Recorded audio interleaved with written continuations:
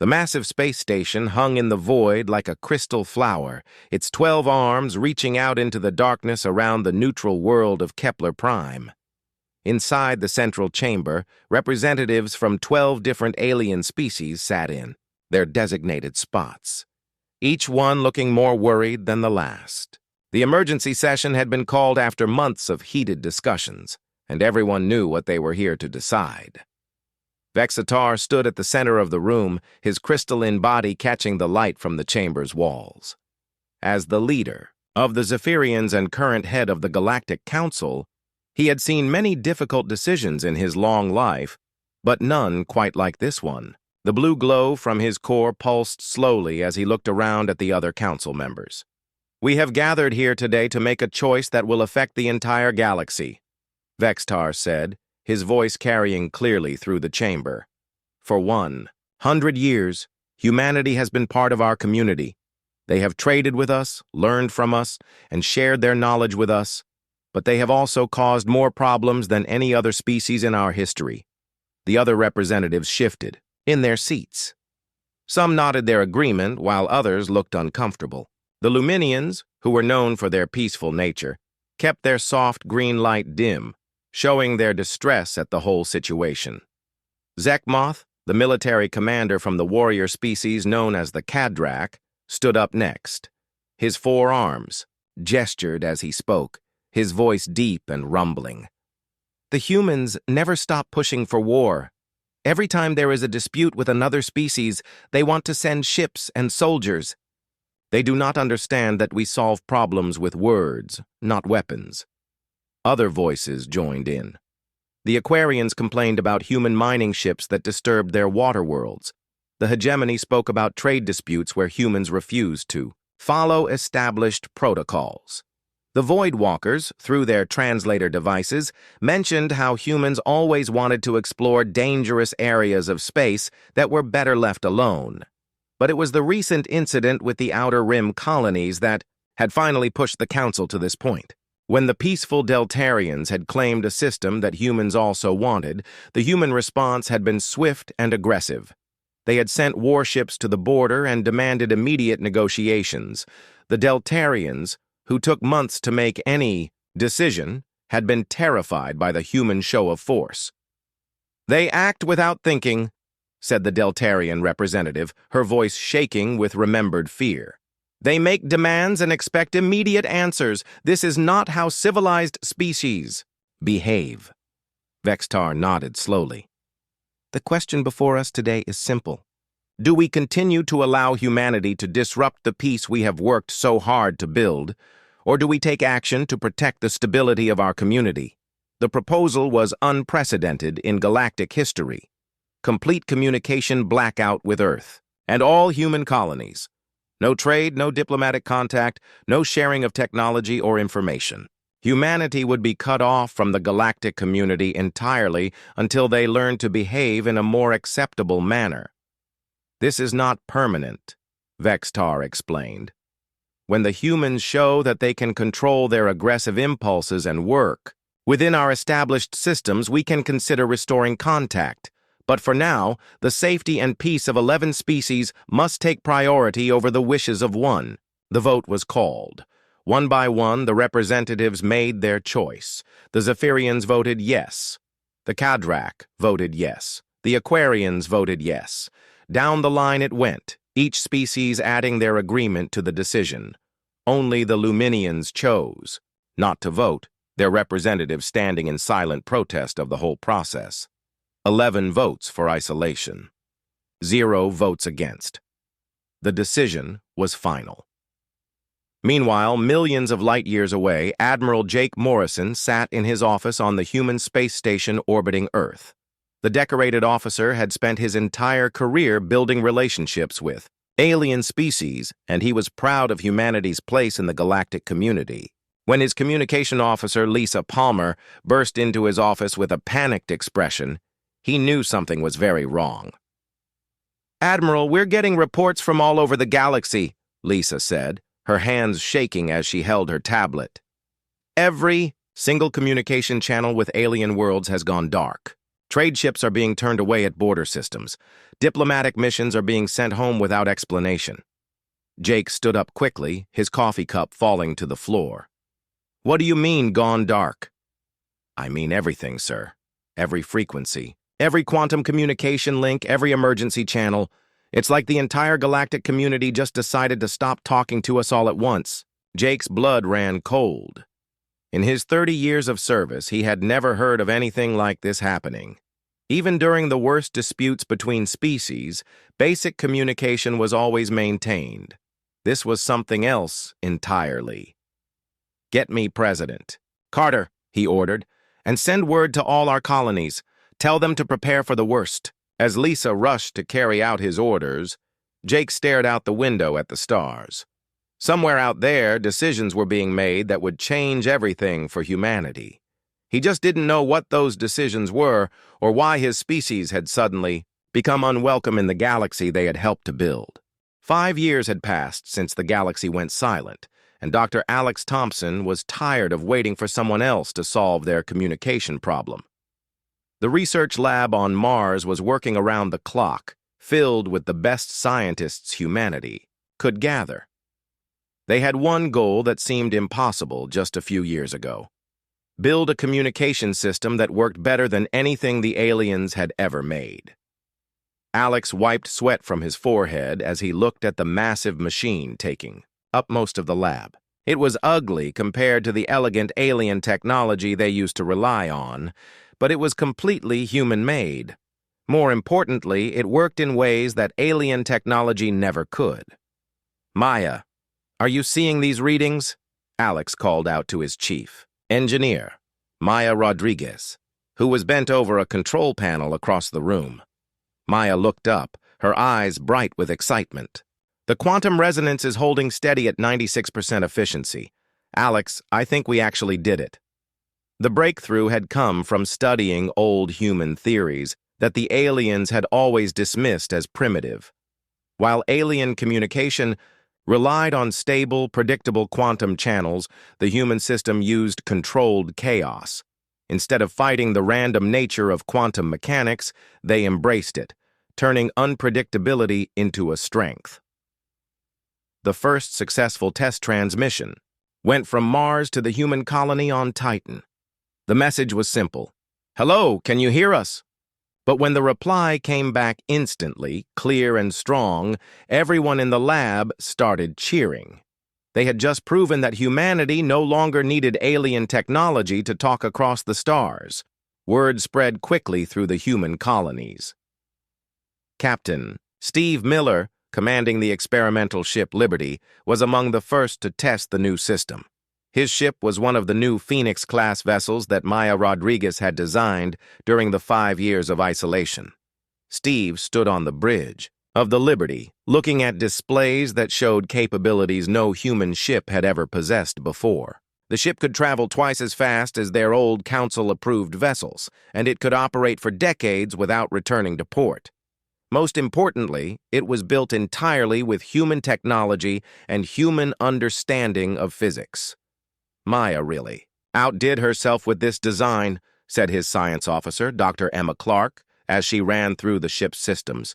We're completely independent now. No alien components, no alien software, no alien anything. The Phoenix-class ships were just the beginning. Without access to alien trade networks, humanity had been forced to develop everything themselves. What they discovered was that they were much more capable than anyone had realized. Dr. Rachel Stone's terraforming projects were turning barren worlds into garden planets in just a few years instead of decades. On the industrial front, Tony Walsh had transformed orbital manufacturing. The massive space stations around human worlds were now producing ships, equipment, and technology at rates that amazed even their own engineers. Without aliens telling them what was impossible, humans had found ways to do things that should not have worked. Amy Foster's agricultural innovations were feeding growing populations on worlds that aliens had declared uninhabitable. Her hydroponic systems could grow food in the harshest environments, turning ice moons and desert planets into thriving communities.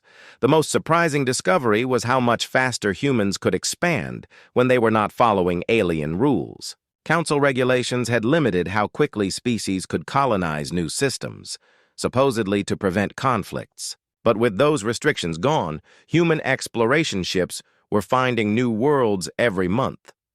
Captain Steve Miller's Liberty was mapping star systems that the Council had marked as too dangerous to explore. What they found were rich worlds full of resources, with no sign of the dangers that had kept aliens away. It seemed that human tolerance for risk was much higher than anyone else in the galaxy. Ben Rodriguez, now serving as administrator for the growing cluster of human colonies in the new Austin system, was amazed at how quickly everything was changing. 5 years ago, we had 47 colonies, and we thought that was impressive, he told his staff during their weekly meeting. Now we have 64 colonies, and we're establishing new ones every few weeks. The isolation that was meant to punish humanity had become their greatest opportunity. Without alien oversight, human engineers were free to experiment with designs that would have horrified council safety committees. Without alien trade restrictions, human merchants were opening new routes that cut travel time in half. Kate Sullivan, running mining operations throughout the Titan system, was pulling resources out of asteroids at rates that made the old alien-supervised operations look slow and inefficient. We were holding ourselves back, she explained to a group of new miners. We thought we had to do things the alien way because they were more advanced. Turns out different doesn't always mean better. The changes went beyond just technology and expansion. Humanity was developing a new confidence, a sense that they could solve any problem if they put their minds to it. The species that had always been told they were too aggressive, too chaotic, too unpredictable, was proving that those same qualities could be strengths. President Frank Carter, now serving his second term since the isolation began, addressed the human colonies in a speech that was broadcast through Alex Thompson's new communication network. We were cast out of the galactic community because they said we were too different, he said. But being different is not a weakness. It's what makes us human. The applause that followed his words echoed across dozens of star systems, carried by technology that surpassed anything the galaxy had seen before. Humanity was no longer the junior member of galactic civilization, dependent on alien guidance and approval. They had become something new, something independent, something that the aliens who had rejected them were about to need more than they could possibly imagine. 8 years after cutting off contact with humanity, the Galactic Council faced a crisis that made their previous worries seem small and foolish. The first reports came from the outer edge of Council space, where monitoring stations had detected strange energy signatures moving in from the galactic core. What they found changed everything. Council leader Vexitar stood in the emergency command center, his crystalline form flickering with stressed patterns of light as he watched the reports coming in. The beautiful, peaceful galaxy that the Council had worked so hard to maintain was under attack by something that cared nothing for diplomacy or negotiation. "Show me the Altarian system again," Vexitar ordered, though he dreaded seeing the images. The holographic display filled with what remained of a star system that had been home to billions of peaceful beings just 3 days ago. Where once there had been garden worlds and elegant space cities, now there was only debris and strange geometric ships that moved with mechanical precision. The Devourers, as the Council had begun calling them, were unlike anything in known galactic history. They were not a biological species seeking territory or resources in any way that made sense. They were machines, ancient beyond measure, that treated entire star systems as raw materials to be processed. Military Commander Zekmoth pointed to the tactical display with one of his 4 arms, his warrior instincts struggling to comprehend what he was seeing. "They consume everything," he said, his deep voice filled with disbelief. planets, moons, space stations, even the star itself.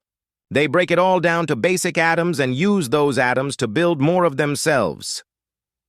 The attack on the Altarian system had lasted less than 6 hours from start to finish.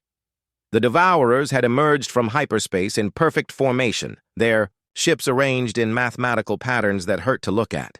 They had ignored all attempts at communication, even when the Altarians offered complete surrender. Instead, the machine ships had deployed massive mining beams that could tear apart a planet in minutes. The beautiful crystal cities that the Altarians had spent centuries building were reduced to their component elements and fed into the Devourer manufacturing systems. Within hours, new Devourer ships were emerging from the wreckage, ready to move on to the next target. "How many systems have we lost?" asked the Luminian representative, her gentle green light dim with sorrow. Vextar checked the latest reports, though each update brought worse news. 17 confirmed destroyed, 8 more under attack. The pattern suggests they are moving systematically toward the center of Council space. The Devourers were not random in their destruction. They followed precise patterns, consuming star systems in an order that made strategic sense. They were cutting off escape routes and isolating Council worlds from each other. Worst of all, they seemed to have detailed knowledge of Council military capabilities and were specifically designed to counter their defenses. The Council's response had been predictably inadequate. Their beautiful diplomatic protocols meant nothing to machines that could not be reasoned with. Their elegant energy weapons barely scratched the Devourer ship's adaptive armor. Their careful battle formations were torn apart by enemies that attacked from impossible angles. Zekmoth had tried every military strategy in the Council database. Coordinated fleet actions failed when Devourer ships simply phased through solid matter to attack from within.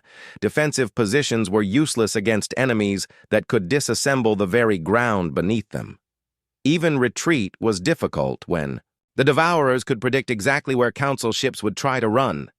"We need allies," Vextar said, though the words tasted bitter in his mind. "Contact the hegemony. Ask them to commit their fortress fleets to a joint defense." The response came within hours, and it was not what the Council wanted to hear. The proud hegemony species, still angry about a trade dispute from 2 years ago, refused to help. They were withdrawing their own fleets to protect their core worlds and wanted nothing to do with Council problems. The Void Walkers, mysterious and powerful, had simply vanished from known space entirely.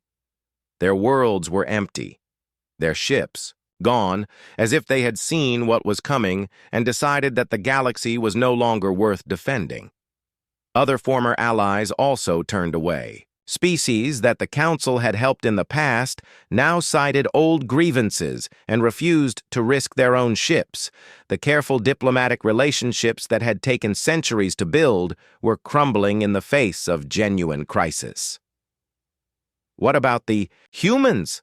asked the Aquarian representative, her voice barely above a whisper. The question hung in the air like a poisonous cloud. Everyone in the room knew that humanity had possessed the most powerful military in Council space before their isolation. Human ships were tough, human tactics were unpredictable, and human crews never gave up even when facing impossible odds.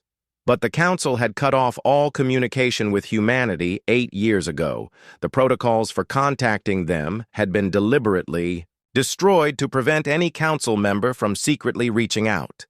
The species they now desperately needed was beyond their reach, isolated by their own decision. "We cannot contact them even if we wanted to," Vextar said, though the admission felt like swallowing broken glass. "The communication protocols were destroyed. The quantum encryption keys were deleted. We made sure that no one could reach humanity. Without a full Council vote to restore contact." Zekmoth's massive form slumped in his chair. "And any vote would take weeks to organize and approve, assuming all remaining members could even attend. By then, the Devourers will have consumed half the galaxy." The irony was not lost on anyone in the room.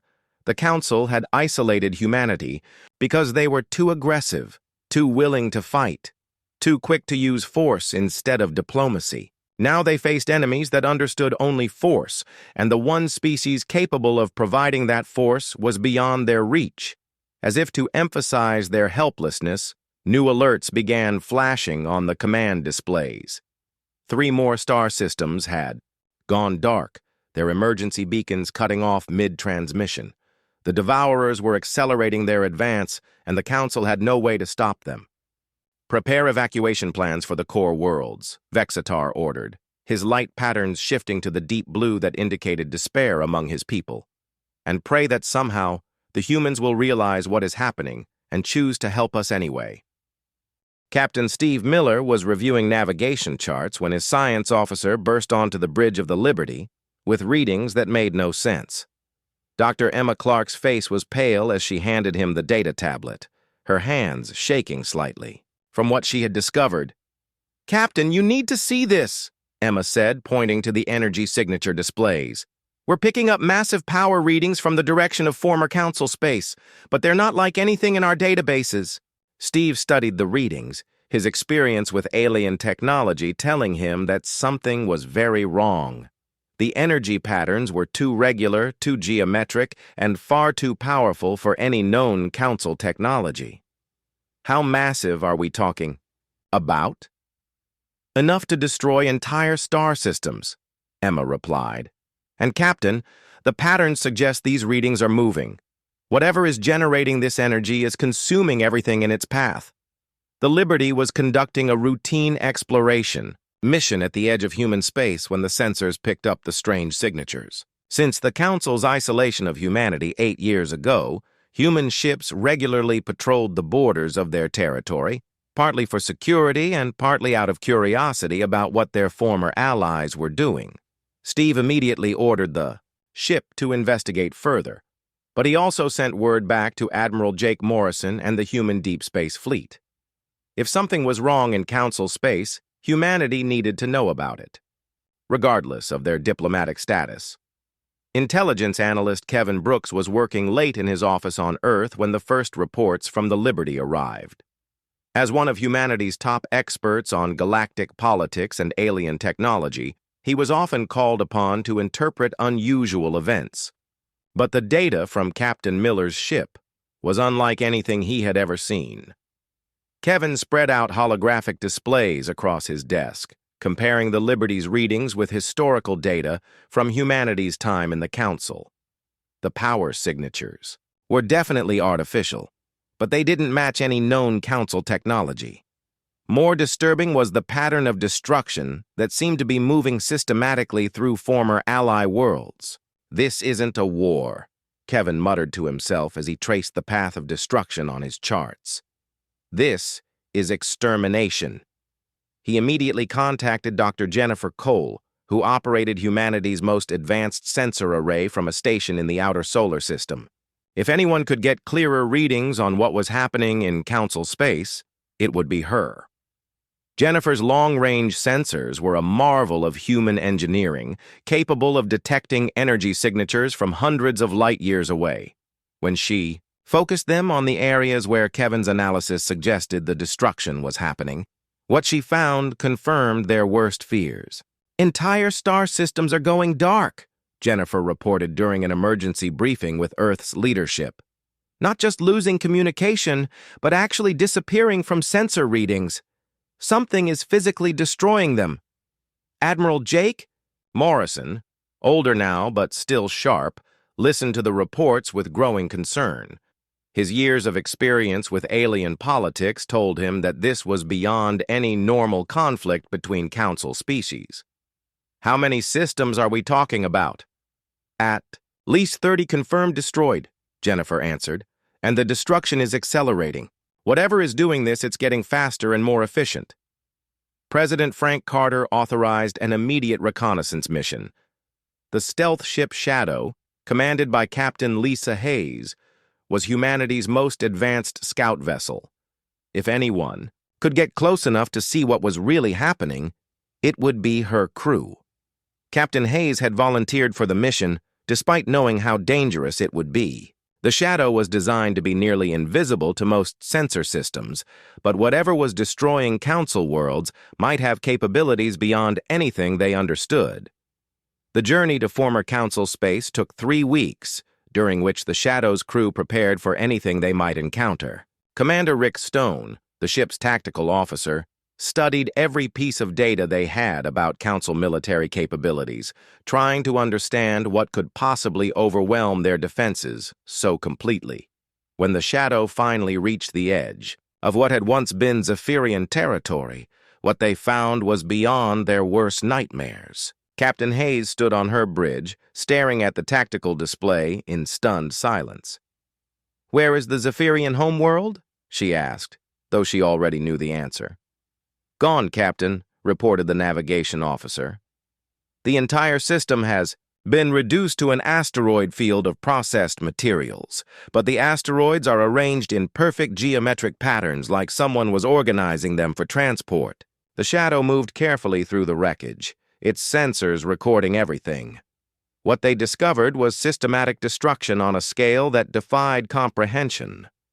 The beautiful crystal cities that the Zephyrians had been so proud of were gone, reduced to their component atoms and sorted into neat piles of raw materials. But worse than the destruction was what they found still operating in the ruins. Massive mechanical ships, geometric and alien in ways that hurt to look at, were methodically processing the remains of dead worlds. These ships worked with perfect efficiency, breaking down matter and rebuilding it into new forms. "They're not just destroying civilizations," Commander Rick Stone observed as he watched the machines work.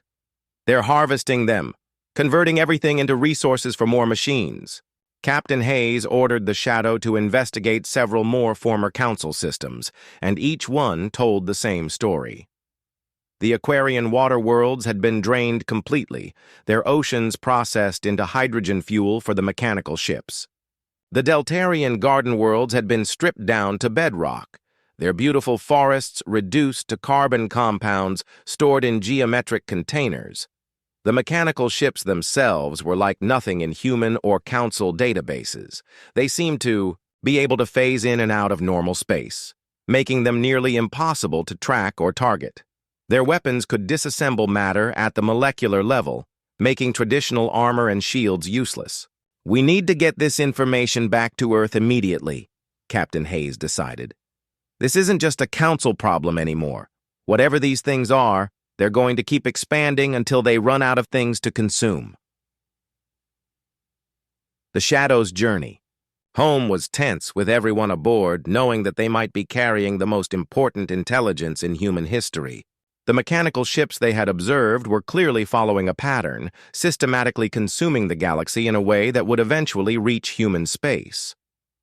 When the Shadow's report reached Admiral Morrison, he immediately convened an emergency meeting of Earth's highest leadership.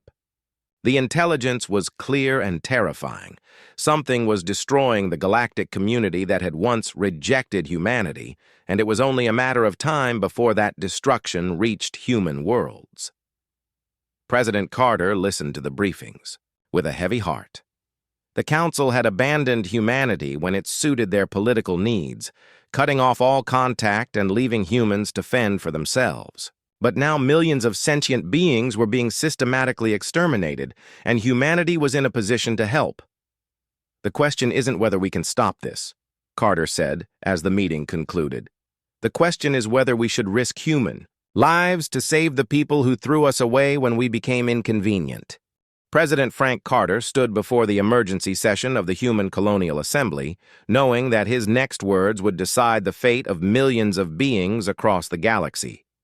The intelligence reports from Captain Hayes and the Shadow were spread across the holographic displays, showing the systematic destruction of everything humanity had once called the galactic community. "We have a choice to make," Carter said, his voice carrying to representatives from 64 human colonies. "We can protect our own worlds and let the rest of the galaxy burn, or we can risk everything to fight an enemy that shows no mercy and accepts no surrender." The debate that followed was intense but brief. Despite their anger at the Council's abandonment, humanity could not stand by and watch genocide on such a massive scale. The vote was unanimous. Humanity would intervene. Admiral Jake Morrison immediately began planning Operation Starfall, the largest military action in human history. Every Phoenix-class battleship in the fleet would be committed to the fight. The industrial stations that Tony Walsh had built over the past 8 years began working around the clock to produce weapons and equipment for the coming battle. Captain Roy Martinez stood on the bridge of his battleship Denver, watching as the human fleet assembled in space around Earth. 50 Phoenix-class warships, each one a masterpiece of human engineering, formed up in battle formation. These ships represented everything humanity had learned during their years of isolation. Maya Rodriguez's innovations were built into every vessel. The human ships could move in ways that violated what most species considered possible, using controlled, gravitational fields to change direction instantly. Their armor was designed to absorb and redirect energy attacks rather than simply blocking them. Captain Julia Foster, commanding the battleship Houston, ran final checks on her ship's systems as the fleet prepared to depart. Her crew had trained for scenarios like this, but none of them had ever faced an enemy that could disassemble matter at the molecular level.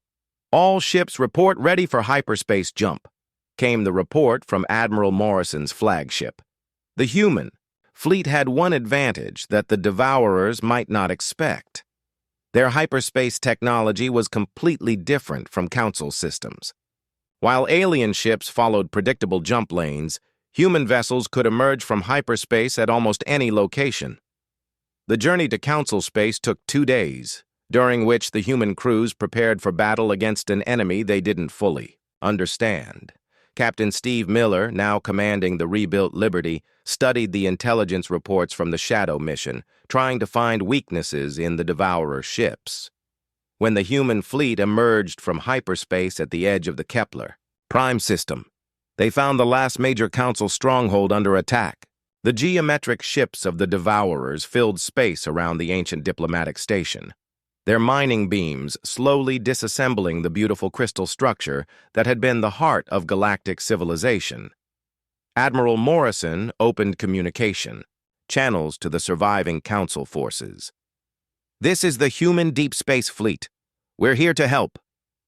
The response from the Council station was filled with disbelief and desperate gratitude. Council Leader Vextar's voice came through the static. "Admiral Morrison, we thought you were lost to us forever. The communication protocols were destroyed. We had no way to reach you." "We know," Morrison replied grimly. "We'll discuss that later. Right now, we have work to do." The human fleet moved into attack formation, their ships spreading out in patterns. That confused the Devourer targeting systems. The mechanical ships turned to face this new threat, their sensors struggling to analyze technology they had never encountered before. Captain Steve Miller led the first attack wave, his ship diving straight toward the largest Devourer vessel. The enemy ship fired its disassembler beam, but the Liberty's new armor absorbed the energy and converted it into additional power for the ship's systems. "Their weapons are designed to counter Council technology," Miller reported to the fleet. "But our ships work on completely different principles. Their beams are actually making us stronger." The battle that followed was unlike anything in galactic history. Human ships fought with tactics that would have horrified the peaceful Council, using ramming attacks and nuclear mines against enemies that seemed invulnerable to conventional weapons. Captain Roy Martinez's Denver took heavy damage when a Devourer ship phased directly through its hull, but the human vessel's internal defenses were ready for such attacks. Automated systems sealed breaches instantly, while security teams fought mechanical invaders in the ship's corridors. Engineer Maya Rodriguez, serving aboard Admiral Morrison's flagship, watched in amazement as her designs proved themselves in combat.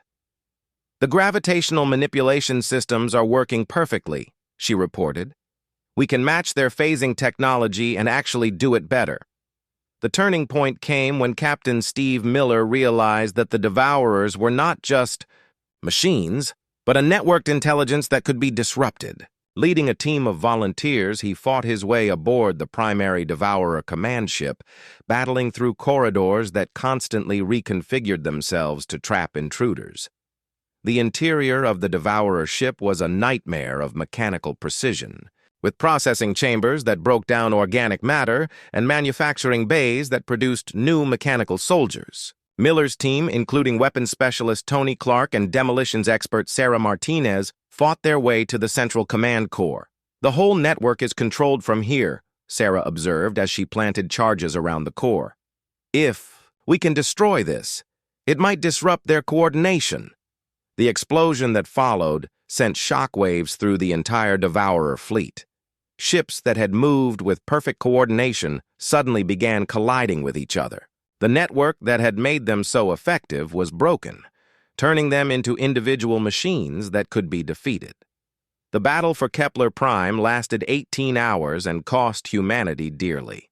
Thousands of crew members died as human ships rammed Devourer vessels, sacrificing themselves to protect the Council station.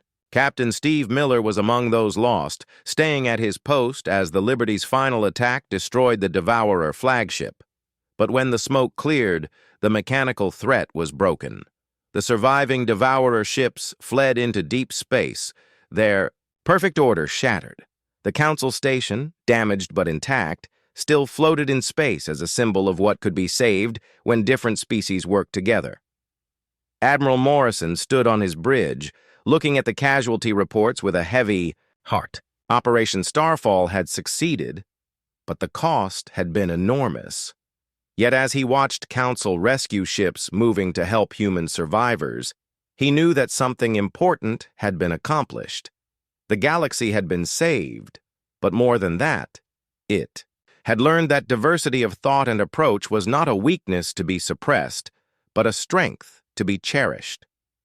Sometimes civilizations needed builders and diplomats, but sometimes they needed warriors willing to make the ultimate sacrifice. The silence that followed the end of the battle was heavy with loss and realization. Floating debris from both human and Devourer ships drifted through space around Kepler Prime, each piece a reminder of the terrible cost of victory. Admiral Jake Morrison stood alone on the observation deck of his flagship, watching rescue ships from both human and Council fleets working together to save survivors. Council leader Vextar arrived at the human flagship 3 days after the battle, his crystalline form showing visible cracks from the stress of recent events. The proud leader who had once voted to isolate humanity now approached Admiral Morrison with something humanity had never seen from the Council before: humility. "Admiral Morrison," Vextar began, his voice carrying harmonics of regret that were painful to hear, "I request permission to speak with you about matters that should have been discussed years ago." Morrison nodded toward a conference room where they could talk privately. The two leaders sat across from each other, representing species that had once been allies, then enemies, and now something neither quite understood. "We were wrong about your people," Vextar said simply. "Everything we thought we knew about humanity, everything we used to justify cutting off contact, all of it was based on fear rather than understanding." Morrison listened without interrupting as the Council leader explained the reasoning behind the isolation. They had seen human aggression and concluded it was dangerous. They had witnessed human unpredictability and decided it was destabilizing. They had watched humans question established protocols and assumed it was disrespect for authority.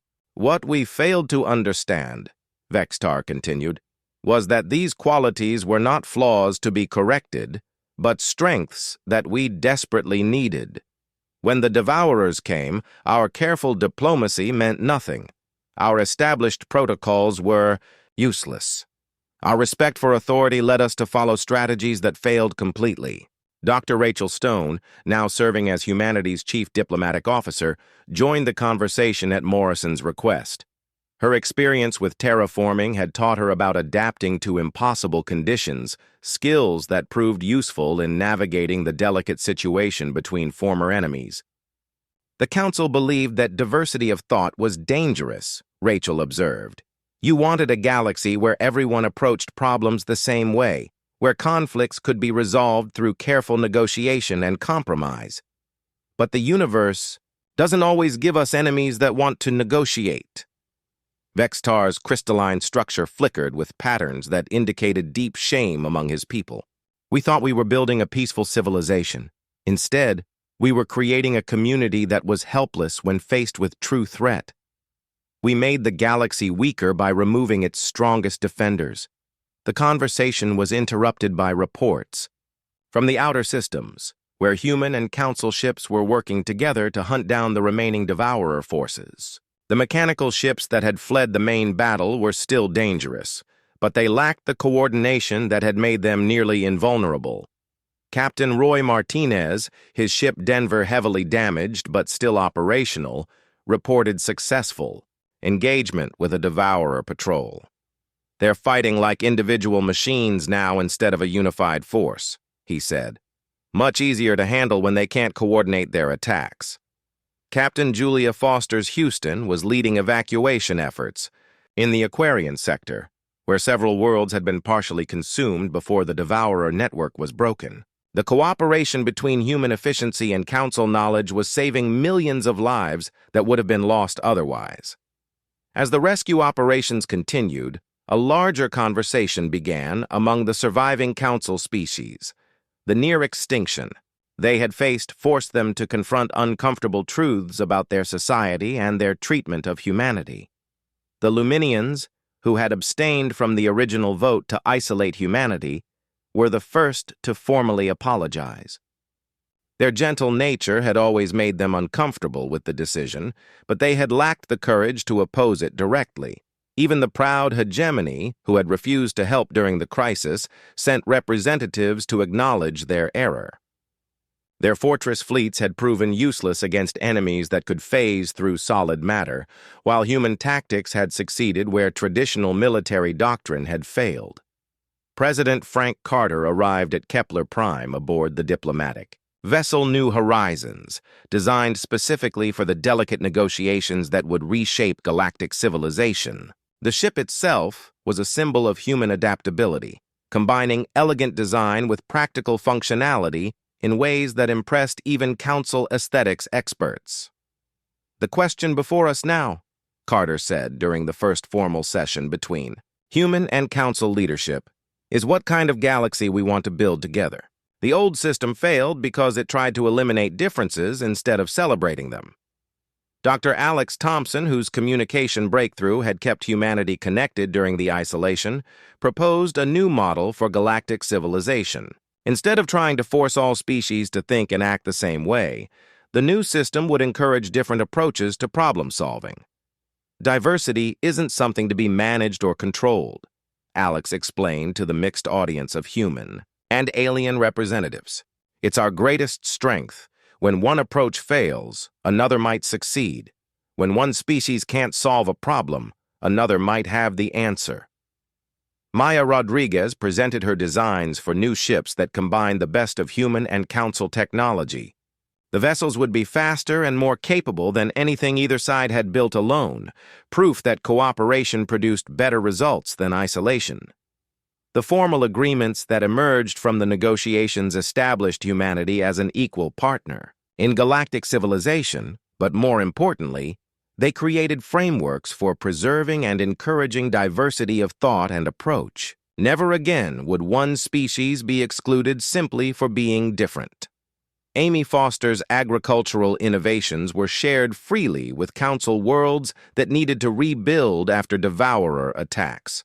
Tony Walsh's manufacturing techniques were combined with alien precision to create rebuilding programs that restored damaged systems in months rather than years. But perhaps the most important change was in understanding. The Council learned that aggression and willingness to fight were not character. Flaws, but necessary qualities when facing enemies that understood only force. Humanity learned that their way was not the only way, and that cooperation could achieve things that individual effort could not.